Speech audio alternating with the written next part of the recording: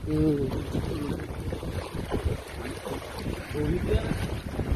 করবো, পানির স্রোতের জন্য এইখানে দড়ি দেওয়া উচিত, কারণ যে পরিমাণে স্রোত এখানে দড়ি দেওয়া উচিত পানি। পানির স্পিড, মানুষ কি থাকতে পারবে এই স্পিডে? আটকে তো নিয়ে যাবে এদের।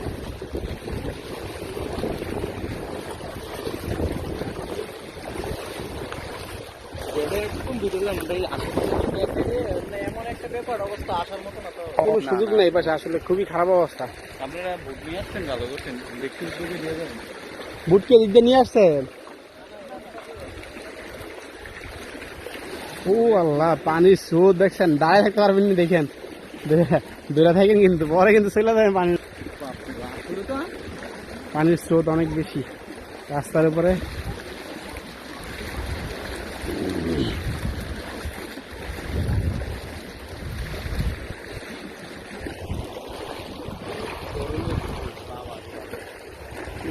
খুবই খারাপ, গাড়ি সম্ভব না এই স্রোতে, গাড়ি আসা সম্ভব না।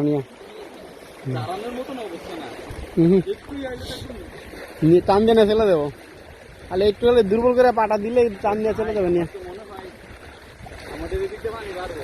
হ্যাঁ, এই পানি গেলে তো পারবেই, এরকম ভাবে পানি গেলে তো আরো পারবে এদিকে তাহলে।